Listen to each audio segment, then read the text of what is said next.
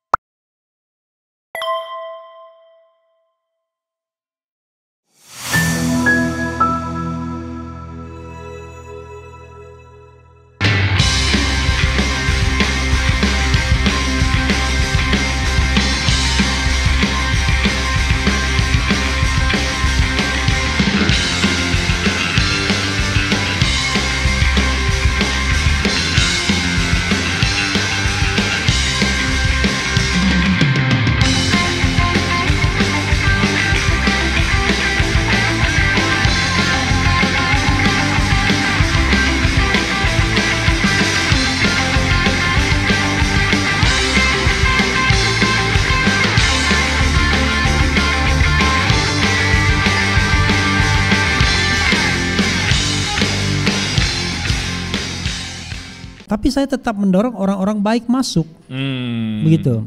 Kan untuk diri saya sama untuk orang lain kan nggak boleh sama. Iya. Kalau nggak kan hancur negara. Iya. Nah, saya berpikir misalnya konteksnya adalah impeachment Gibran. Saya ngomong apa adanya nih kan. Pertanyaannya adalah siapa yang akan menggantikan Gibran? Kalau Gibran di-impeach. Oke. Maka kata Mahfud MD dia menyebut 3 nama. Puan, Ganjar, Anies. Ini sih saya kira nggak analisis dia, cuma sekadar yang pantas. Kan gaya Mahfud kan begitu. Maka saya pakai gaya Mahfud juga. Siapa yang lebih pantas di antara 3 itu? Saya berkesimpulan Anies. Oke. Loh kok Anies? Begini. Kalau Puan sama Prabowo itu tipenya sama.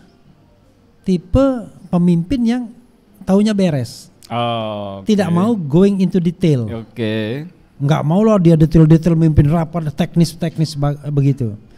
Jadi makanya jabatan Puan kan Menko Pembangunan Manusia. Tapi kalau ditaruh Menko Perekonomian pusing dia pasti. Menko teknis ya. Menko teknis, ketua DPR yang mimpin sidang, tapi teknis dikerjakan wakil ketua DPR termasuk abolisi ini kan. Yang aktif justru Dasko misalnya. Nah, itu tipenya sama, satu suka pidatus, satunya suka acara-acara seremonial saja.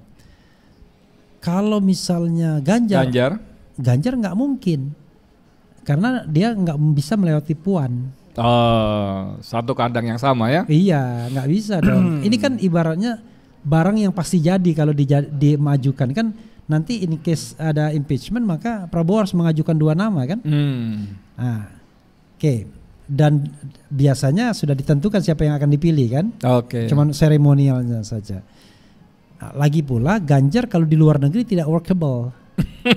Kalau dia harus dikirim ke luar negeri dan lain sebagainya. Anies itu teknis bisa, workable, dikirim ke luar negeri bisa, dan semuanya bisa. Tapi ada syaratnya. Syaratnya? Dia tidak boleh maju di 2029. Kecuali Prabowo tidak maju dan Prabowo merestui dia.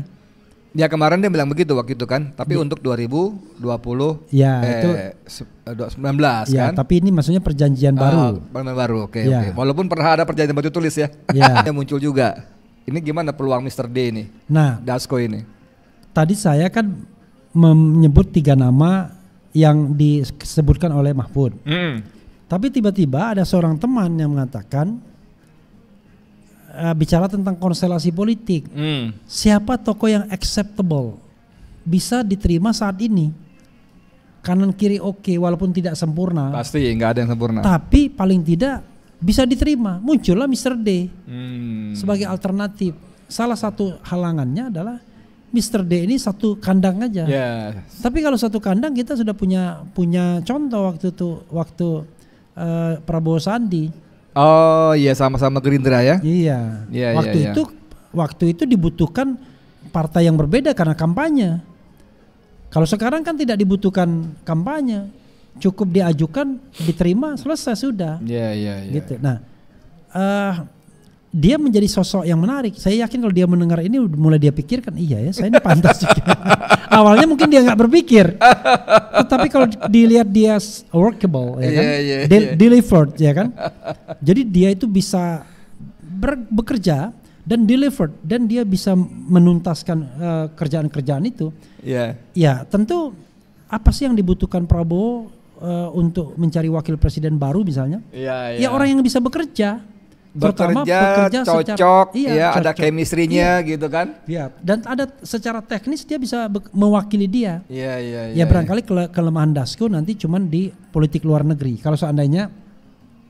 Kalau seandainya misalnya dia membutuhkan orang yang kuat di internasional, tapi dia bisa pembagian tugas. Pembagian tugasnya adalah Mr. D di dalam negeri, dia yang melawat kemana-mana. Nah, di situ ada Yusril yang merasa keren kan. Ada siapa lagi orang-orang yang dianggap Erlangga Hartarto misalnya, enggak lah. Gitu. Tapi teman-teman menarik ya ketika obrolan menyerempet kepada Dasko ya, dan Refli tadi secara spontan juga kalau dia dengar obrolan kita ini mungkin jadi kepikir juga walaupun sebelumnya nggak kepikir. Saya boleh titip buat teman-teman penonton ya, baik ini rombongan nih banyak nih teman-teman ya, mungkin bisa nyampe juga ke Dasko sehingga ya benar juga nih kata Refli, masuk akal juga nih. Rep sebagai pamungkas ya, closing statement dari fakta-fakta yang ada ini dengan berbagai macam analisisnya, itu kira-kira ujungnya seperti apa nih? Apakah amnesti dan abolisi ini bisa menjadi satu tanda kutip kebiasaan bagus seorang presiden untuk membypass ya kebuntuan atau bahkan penggunaan hukum sebagai alat kriminalisasi oleh penguasa yang berlangsung selama ini? Orang bertanya, ya kalau Dasko sama Tom, karena mereka ada tokoh dan ada orang-orang di belakangnya, bagaimana dengan Gus Nur dan sebagainya lainnya yang tanda kutip mohon maaf dianggap nobody gitu? Gimana? Iya, jadi orang jangan lupa abolisi itu hanya kepada Tom Lembong, sementara amnesti pada yang lainnya termasuk Gus Nur. Jadi termasuk itu ya, clear ya? Ya. Saya tadi ada baca berita, jadi Gus Nur itu, tapi saya belum tahu Bambang Tri ya. Gus Nur termasuk penerima amnesti. Jadi dia yang tadinya bebas bersyarat sekarang bebas murni. Oke. Jadi sebenarnya paket saya dapat nggak? Saya divonis 7,5 bulan. Jaksa banding kalah, jaksa kasasi kalah. Ini dapat nggak?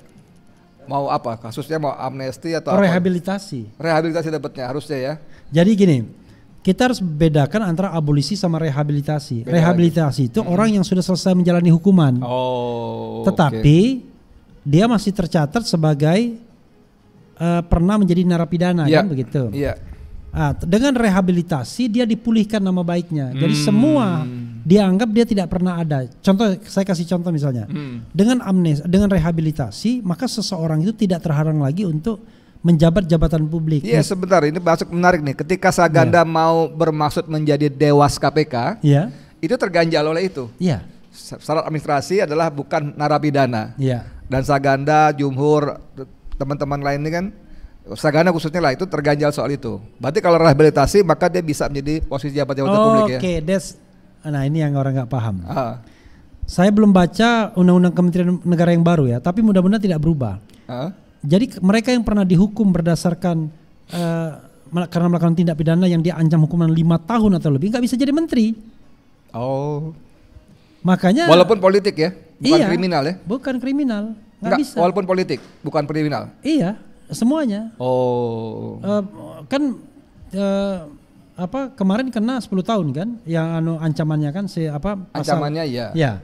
Tapi walaupun kenanya 6 bulan nggak ada masalah. Yang jelas dia pernah diancam dengan lebih dari 5 tahun. Nah, saya belum baca undang-undang kementerian yang baru, tapi sepertinya undang-undang itu belum hilang. Nah, dengan demikian hanya rehabilitasi yang membuat dia bisa eligible. Setelah ada rehabilitasi dia bisa. Karena rehabilitasi itu berarti dia dimaafkan, dihapuskan, dibersihkan namanya. Jadi tidak pernah lagi dianggap narapidana. Jadi Tom Lembong bisa jadi menteri karena kasusnya tidak pernah ada. Dianggap tidak pernah ada abolisi. Tapi kalau Hasto tergantung ancamannya berapa tahun. Tapi saya kira ancamannya lebih dari 5 tahun sepertinya. Nah, dia tidak bisa jadi menteri kalau seandainya nanti kita sama-sama lihat apakah di undang-undang kementerian yang baru pasal itu diubah atau tidak. Sepanjang saya kayaknya nggak diubah itu. Oke, jadi balik ke closing tadi, bisa nggak kita berharap bahwa ini menjadi kebiasaan bagus seorang presiden, tanda kutip walaupun nggak pasti istilahnya, mengintervensi perjalanan hukum yang sering dijadi alat kriminalisasi dengan hak-hak konstitusi seorang presiden. Iya, jadi di dalam sistem pemerintahan presidensial itu, presiden tidak hanya sebagai kepala pemerintahan yang ada dirty politik sehari-harinya kan. Wah, dia harus berjegal-jegalan sama siapa dan lain sebagainya. Tapi dia juga sebagai kepala negara yang dalam konsep pemerintahan parlementer itu the king can do no wrong. Nggak salah ya. Ratu atau Raja Charles ya kan. Dia betul-betul ngasih gerasi, nunggunting pita, tapi dia tidak terlibat dalam dirty politik sehari-hari yang kotor. Karena itu dia bisa memberikan hak-hak tersebut untuk meluruskan jalannya pemerintahan dan lain sebagainya. Nah, kelebihan dalam sistem pemerintahan presidensial itu di satu tangan. Tapi itu juga kekurangannya. Jadi absolut ya? Dia semacam absolut. Dia punya konflik of interest. Di sisi lain instrumen konstitusional tersebut bisa digunakan untuk hal-hal yang sifatnya dagang, tukar tambah dalam dunia politiknya. Jadi untuk menarik gerbong PDIP, ya dia kasih amnesti salah satu paketnya misalnya. Atau untuk menjinakkan Anies dia kasih Tom Lembong padahal Anies juga nggak galak, udah jinak kok. Dari awal jinak malahan. Dia bukan tidak galak, dia sopan orangnya. Yang galak malah Refli, coba kalimatnya. Nah, karena saya tidak punya gerbong dan saya hanya memberlakukan untuk diri saya sendiri. Coba bayangkan Anies, saya mengharamkan pengikut saya untuk mendapatkan jabatan publik apapun, ditinggalkan orang dia. Gitu. Oke, teman-teman sekalian, menarik sekali, dan saya kira saya harus katakan saya senang mendengar uraian seperti ini dari seorang Refli Harun ya. Saya saya ulang kalimatnya kurang lebihnya, saya tidak akan menerima jabatan apapun dalam 5 tahun ini dari pemerintah kecuali memang dia bilang ada istilah turbulensi, sesuatu yang luar biasa. Makanya begitu Refli memberikan pandangan-pandangan seperti ini, menurut saya salah satu yang luar biasa tuh Gibran di-impeach. Menurut saya ini pandangan yang objektif ya. Dan khusus buat Bapak Dasko, mudah-mudahan juga mendengar supaya tadi kata Refli boleh juga nih yang dipikirkan nih ya. Oke, demikian dari saya, Di Mulyadi. Assalamualaikum warahmatullahi wabarakatuh. Waalaikumsalam warahmatullahi wabarakatuh. Saya yakin besok Bapak ditelepon oleh Dasko.